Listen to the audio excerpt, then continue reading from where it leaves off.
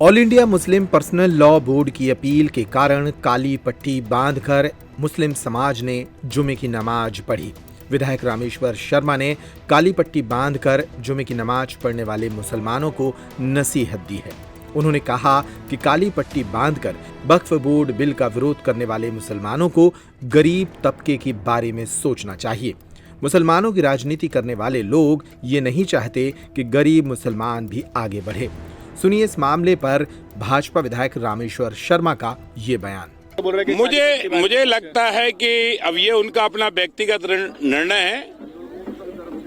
ईद के मौके पर उन्हें खुश और आनंद रहना चाहिए, और ये तो शायद मीठी ईद है, तो मीठा खाओ, मीठा बोलो और मीठा दूसरों के भविष्य के बारे में सोचो। अकेले 2, 4, 10 परिवार बक की प्रॉपर्टी से पले, उससे काम नहीं चलेगा।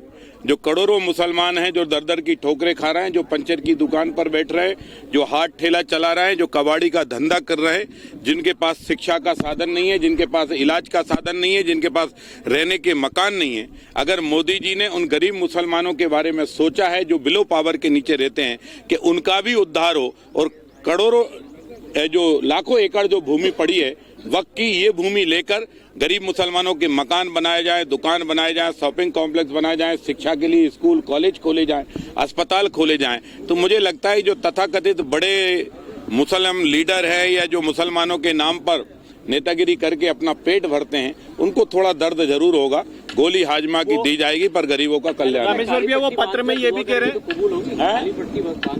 अब मेरी अभी इस संदर्भ में ऊपर किसी से बात हुई नहीं है कि कैसे ये कबूल होगी कि नहीं होगी। मैं तो ये जानता हूँ कि अच्छे काम में अच्छा मन लेकर जाओ तो सब कबूल होगा। सर, पत्र के अंदर ये भी लिखा है कि वक्त जो बिल है वो पास हो जाएगा तो आपके कब्रिस्तान छीन लिए जाएंगे, मस्जिद छीन ली जाएगी।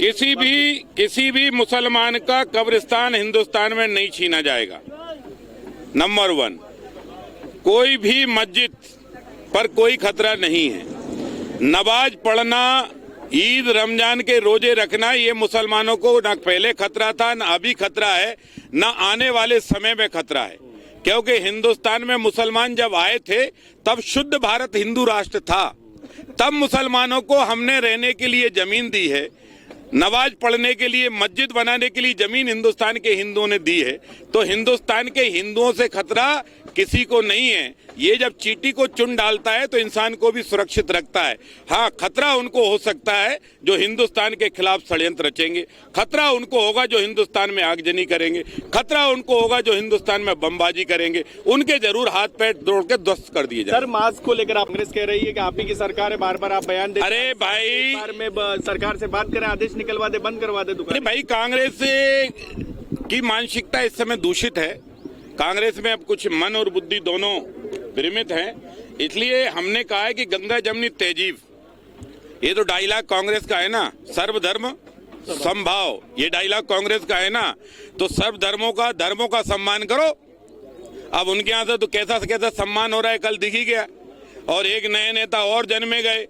पैदा तो गोकुल गांव में हुए थे, उस समाज में हुए थे जहां नंदलाला ने लाखों गौ माता के साथ, गाय के साथ रहे। हिंदुस्तान में पहले भगवान विश्व के अंदर है जिनने 12 वर्ष की आयु तक गौ माता की सेवा की, भगवान कान्हा ने, और गोपाला भी नाम दिया, और गाय की सेवा में, गाय में अपने आप को उन्होंने समावित किया। लेकिन वहां गाय के गोबर में बदबू आने लगी। धन्य है सापा के नेता, और वैसे ही है कांग्रेस के नेता। इनके गाय के गोबर में इनको बदबू आने लगती है। ये इत्र में लपेटना चाहते हैं, खूब इत्र में लपटो, लेकिन ध्यान रखना आते समय और जाते समय जरूरत गौ माता के गोबर की ही पड़ती है। बीजेपी सांसद है